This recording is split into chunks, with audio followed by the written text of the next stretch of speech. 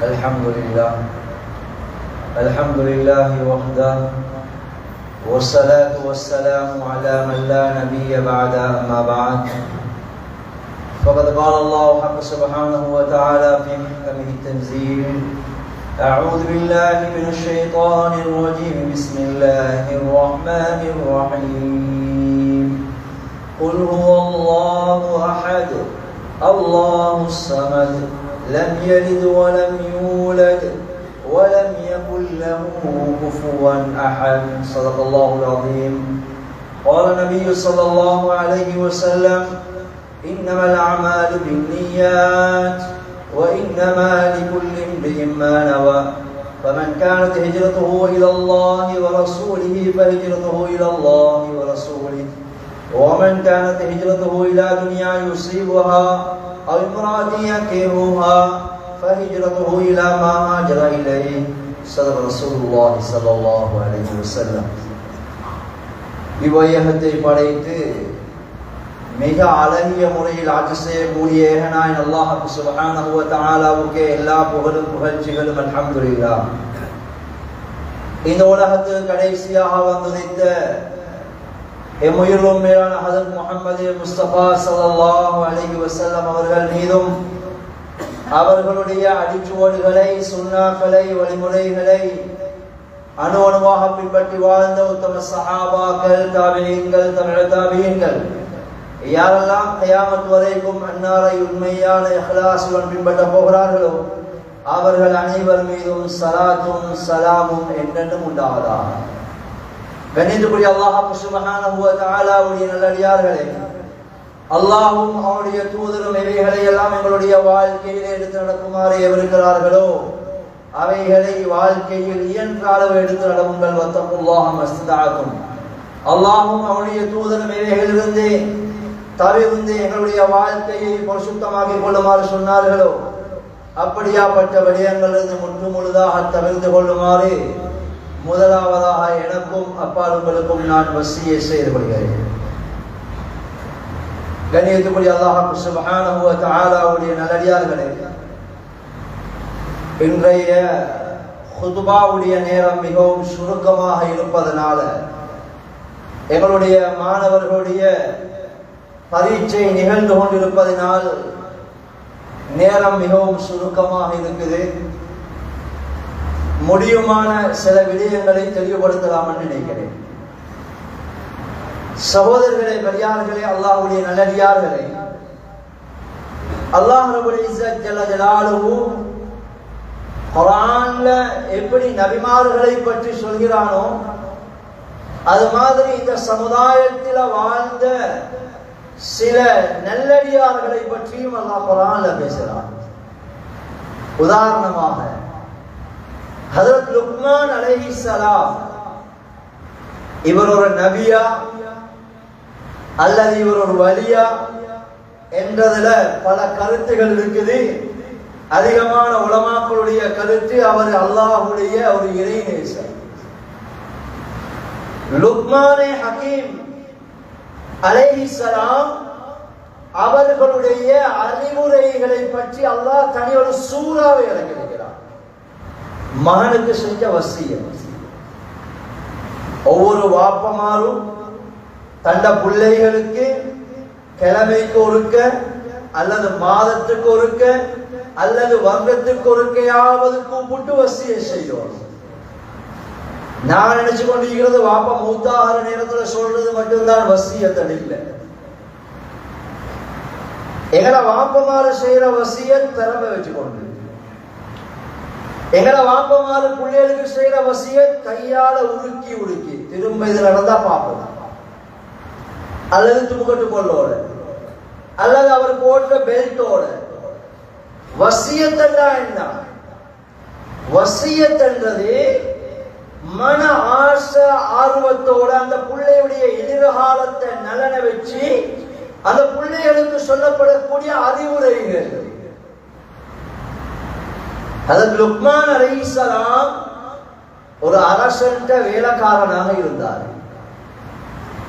லுக்மான் அலைஹிஸ்ஸலாத்தை பார்த்து சொன்னாரு, நீ போயிட்டு ஒரு ஆட்டை அறுத்து அந்த ஆட்டுல டேஸ்டான பகுதி எடுத்துடுவா.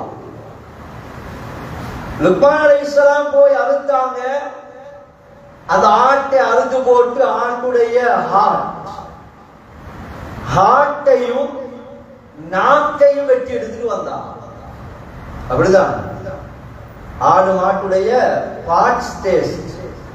சிலர்கள் நாக்கு தின்ன மாட்டாங்க, நாக்கு டேஸ்ட். திரும்ப சொன்னாங்க, லுக்மான் நீ போய் இன்னொரு ஆட்டை அறுத்து அந்த ஆட்டுல மோசமான பகுதியை கொள்ளுவா. லுக்மான் அலைஹிஸ்ஸலாம் போனாங்க, இன்னொரு ஆட்டை அறுத்தாங்க. திரும்ப ஹார்ட்டையும் நாக்கையும் தான் கொண்டு வந்தாங்க. கேட்டாங்க, லுக்மான் இதனுடைய விளக்கம் என்ன? ஆட்டுடைய நல்ல பகுதியை கொண்டு வர சொன்னதுக்கும் நாக்கையும் ஹார்ட்டையும் தான் கொண்டு வந்தீங்க, கெட்ட பகுதியை கொண்டு வர சொன்னதுக்கும் நாக்கையும் அந்த ஹார்ட்டையும் கொண்டு வந்தீங்க. லுக்மான் அலைஹிஸ்ஸலாம் சொன்னாங்க, அரசரே, ஒரு மனிதனுடைய நாக்கும் உள்ளமும் சீராக இருந்தா வல்லவன், ஒருவனுடைய நாக்கும் உள்ளமும் கெட்டிருந்தாலும் கெட்டவன். எப்படி விளக்கம்? இவர்கள் தந்த மகனுக்கு செய்த உபதேசங்கள் 40க்கு மேலாளி. இது சொல்றதுக்கு நேரம் போறாங்க. சொல்லிட்டாங்க, 12:45 முடிச்சிடுவோம், விலகிடுவோம். குர்ஆன்ல அல்லாஹ் லுக்மான் அலைஹிஸ்ஸலாம் செய்த வசியத்துல 5 அல்லது 6 வசியத்தை அவங்களுக்கு சொல்லலாம்னு நினைக்கிறேன். அல்லாஹ் சுப்ஹானஹு வ தஆலா குர்ஆன்ல லுக்மான் அலைஹிஸ்ஸலாம் தந்த மகனுக்கு செய்த வசியத்தை பேசுறான். وَإِذْ قَالَ لُقْمَانُ لِابْنِهِ وَهُوَ يَعِظُهُ يَا بُنَيَّ لَا تُشْرِكْ بِاللَّهِ. ஒரு வாப்பா மகனுக்கு அடிக்கடி வசிய செஞ்சு கொண்டே இருக்கும். சொத்தை பத்தி அல்ல, காணிய பத்தி அல்ல, வழக்கு நடந்து கொண்டிருக்கிறது காணிய பத்தி, அதை பத்தி அல்ல, நல்ல விஷயங்கள். லுக்மான் அலைஹிஸ்ஸலாம் அவர்கள் யார் என்று அல்லாஹ் குர்ஆன்ல சொல்றான். லுக்மான் அலைஹிஸ்ஸலாம் யார் தெரியுமா? வலகத் ஆதைனா லுக்மானல் ஹிக்மா. நாங்கள் லுக்மானுக்கு ஹிக்மத்தை கொடுத்திருக்கிறோம், அறிவை கொடுத்தோம். ஹிக்மத்தண்டா என்ன? நாங்க சிலர்களை பார்த்து சொல்லுவோமே, இவர் நல்ல ஜில்மால் வேலை செய்கிறார், நல்ல மூலகாரால், அவர்கிட்ட போங்க, ஓண்டி ஐடியா அடிக்கிறோம். அந்த ஹிக்மத்தை சொல்லல. அல்லாஹ் சொல்றான், நல்ல நுணுக்கமான அறிவை கொடுத்திருந்தோம். அந்த லுக்மான் அலைஹிஸ்ஸலாம் மகனை கூப்பிட்டு சொல்றாங்க, மகனே, நான் உனக்கு செய்யற முதலாவது வசியத் என்ன தெரியுமா? லா துஷ்ரிக் பில்லாஹ். நீ வாழ்க்கையில அல்லாஹ்க்கு எப்போதும் இணை வச்சிடாதே. இன்ன ஷிர்க ظلم அலீம். இணை வைப்பது, அல்லாஹ்வுக்கு இணை கற்பிப்பது மகத்தான மிகப்பெரிய அநியாயம். மகனே, முதலாவது நீ அல்லாஹ்வுக்கு இணை வச்சிடாதே. அதுக்கு முன்னால் அல்லாஹ் குர்ஆன்ல விளங்கப்படுத்துறான். லுக்மான் அலைஹிஸ்ஸலாம் மகனை எப்படி பேசினான்? லுக்மான் அலைஹிஸ்ஸலாம் பேசினது போன்றுதான் இப்ராஹிம் அலைஹிஸ்ஸலாம் தந்த மகனை பேசினா. யா புனைய, என் அருமை மகனே. இப்னு என்று சொல்லல, மகன் என்று சொல்லல. என் அருமை மகனே, என் இரக்கத்துக்குரிய மகனே. அல்லாஹ் குர்ஆன்ல விளங்கப்படுத்துறான். ஒரு வாப்பா தந்த புள்ள பேசுற நேரத்தில் இப்படித்தான் பேசணும். இங்க வாடா நல்ல உருப்படாதவனே என்றல்ல, எப்படி பேசணும்? என் அருமை மகனே கூப்பிட்டு சொன்னா, லா துஷ்ரிக் பில்லாஹ். மகனே, வாழ்க்கையில எந்த சந்தர்ப்பத்திலையும் நீ அல்லாஹ்வுக்கு இணை வச்சிடாதே. இன்ன ஷிர்க ظلم அலீம். இணை வைப்பது என்பது அது மகத்தான ஒரு அநியாயம், மிகப்பெரிய ஒரு அநியாயம். அது மட்டுமல்ல மகனே, இன்னஹா இன்தகும் மிஸ்கால ஹப்பத்தின் மின் ஹர்தல் அவ் ஃபிஸ் ஸமாவாதி அவ் ஃபில் அர்தி யாதி பிஹா அல்லாஹ். மகனே, நீ இந்த உலகத்திலே அல்ல, நீ எங்கு சென்றாலும், நீ காரிருளில் அல்லது அல்லாஹ்வுடைய இந்த வானம் பூமி அல்லாத ஒரு இடத்துல போய் நீ தப்பு தப்பு செய்கிறாய், இருளிலிருந்து கொண்டு தவறு செய்கிறாய். நீ இந்த தவறு செஞ்சாலும் அல்லாஹ் மகனே இந்த பாவத்தை ஒரு நாளைக்கு அல்லாஹ் வெளியே போடதான் போறான். நீ இருள செய்யலாம், தனிமையில செய்யலாம், ஊருக்கு வெளியே போயிட்டு செய்யலாம், வெளிநாட்டுக்கு போயிட்டு செய்யலாம், ட்ரிப்ல போயிட்டு செய்யலாம். எங்க போய் செஞ்சாலும் நீ எவ்வளவுதான் மறைச்சாலும் மகனே ஒரு நாள் வரும், நீ எவ்வளவு மறைச்சாலும் ஒரு நாளைக்கு அல்லாஹ் அந்த பாவத்தை வெளிப்படுத்த போறான். எனவே வாழ்க்கையில பாவம் செஞ்சிடாத மகனே, வாழ்க்கையில பாவம் செஞ்சிடாதே. மூணாவது சொன்னாங்க, யா புனை, என் அருமை மகனே, அக்ஸிமிஸ்ஸலா, நீ தொழுகையை நிலைநாட்டி வாழ்க்கையில எந்த சந்தர்ப்பத்திலையும் நீ தொழுகையை விட்டிடாதே. அது மட்டுமல்ல மகனே, நீ சேவலை விட மோசமானவனாக ஆகிடாதே.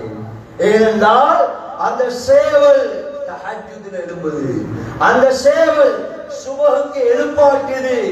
எனவே அந்த சேவலை விட மோசமானவனாக ஆகிடாதே, சுபஹ் இல்லாமைக்கு தூங்கிடாதே. சுருக்கமாக சொல்றதாய், சுபஹு தொழில் இல்லாமைக்கு நீ தூங்கிடாத மகனே தொழுகையை நிலைநாட்டக்கூடியவனாக ஆகு. அல்லாஹ் அடுத்ததாக சொல்றான், வஅமுர் பில் மஅரூஃப்.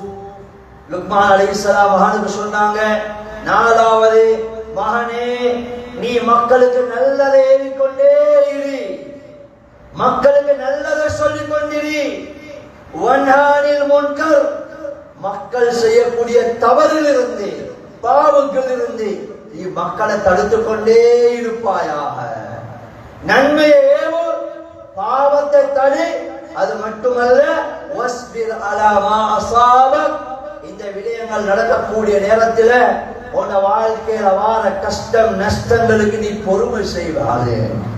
நன்மையை ஏவுறன்னா மக்கள் கேட்டுக்கொண்டிருப்பாங்க, நல்ல விஷயமா மக்கள் கேட்டுக்கொண்டிருப்பாங்க, பரவாயில்லை.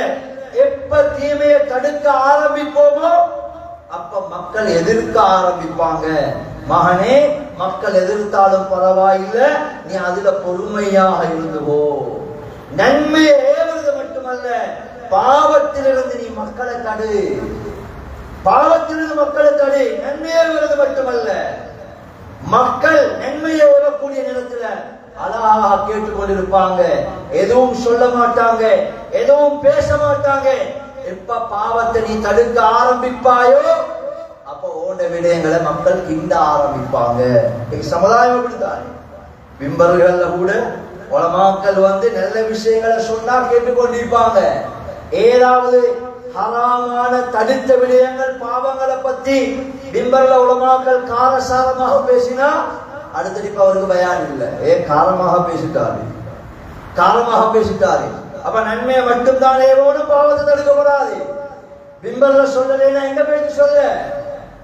அதான் லுக்மான் அலைஹிஸ்ஸலாம் சொல்றாங்க, மகனே நீ நன்மையை ஏவுறது மட்டுமல்ல, பாவத்திலிருந்து நீ மக்களை தடு.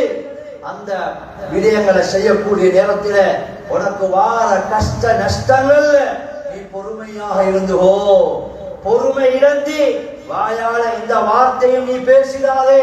அது மட்டுமல்ல மகனே, வலா துஸஇர் ஹத்தக பின்னாஸ், மக்களை விட்டும் உன்ட முகத்தை திருப்பிடாதே, மக்களை விட்டும் உன்ட முகத்தை நீ திருப்பிடாதே. அப்படி என்றா சொல்றாங்க லுக்மான் அலைஹிஸ்ஸலாம், மகனே உன வாழ்க்கையில நீ பெருமை அடிச்சிடாதே. உன சொல்லால, உன செயலால, உன அங்கீகாரங்களால நீ பெருமையாளி ஆகிறாதே. ஏனென்றா பெருமை என்பது அல்லாஹ் யுத்தம் செய்யக்கூடிய ஒரு விடயம், அல்லாஹ் வெறுத்த ஒரு விடயம்.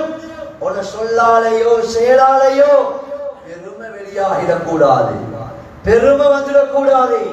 பெருமை அடித்தவர்கள் எல்லாம் உலகத்தில் அட்ரஸ் இல்லாம போனதுதான் வரலாறு இருக்குது. யாரும் உருப்படியான சரித்திரம் கிடையாது.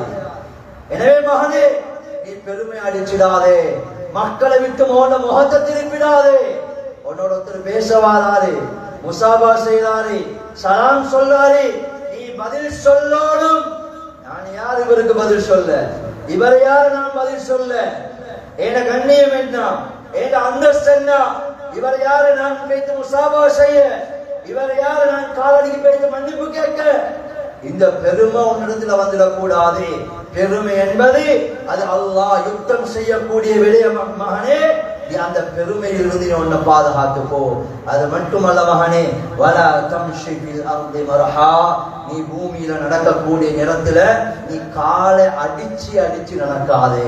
எப்படி பெருமையாளன், எப்படி பெருமை உள்ளவன் காலை நிலத்தில் அடிச்சடிச்சு என்ன விட்ட ஆள் இல்ல, என்ன போல ஒரு ஆள் இல்ல, நான் தான் ஊர்ல பெரியவர், எனக்கு தான் எல்லாரும் வரணும், எனக்கு தான் எல்லாரும் மஷூரா கேட்கணும் என்ற பெரிய தளத்தோட நீ என்ன செஞ்சிடாத மகனே, உன்னுடைய காலை பூமியில அடிச்சடிச்சு பெருமையுள்ளவனாக நீ இந்த பூமியில நடந்து கொள்ளாதே.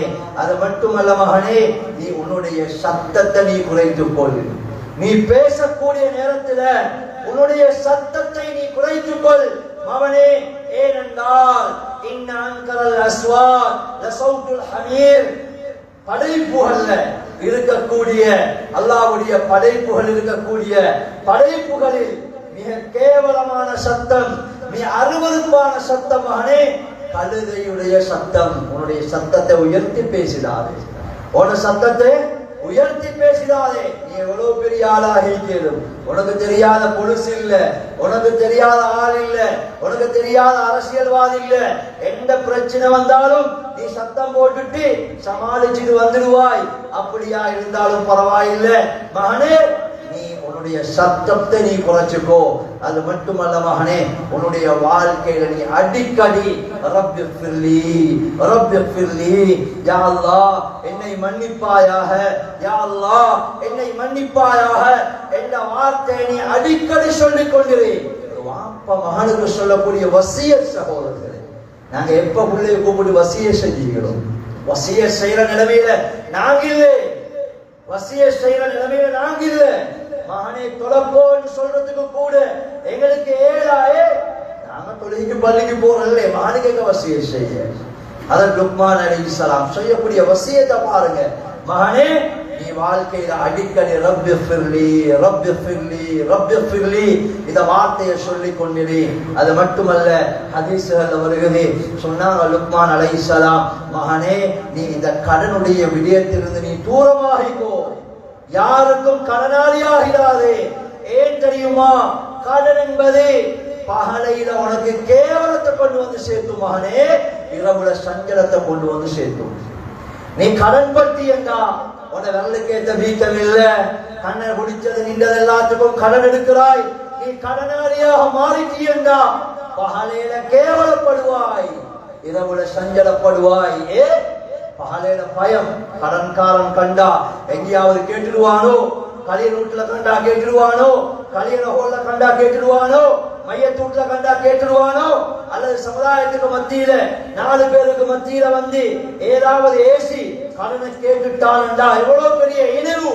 அதனால லுக்மான் அலைஹிஸ்ஸலாம் சொல்றாங்க, மகனே நீ கடலில் இருந்து தூரமாகிக்கோ, நீ கடனாளியாக மாறிட்டாயண்டா பகலையில அந்த கடன் உனக்கு கேவலத்தை கொண்டு வந்து சேர்த்தும், இரவுல சஞ்சலத்தை கொண்டு வந்து சேர்த்தும், தூக்கம் இருக்காது.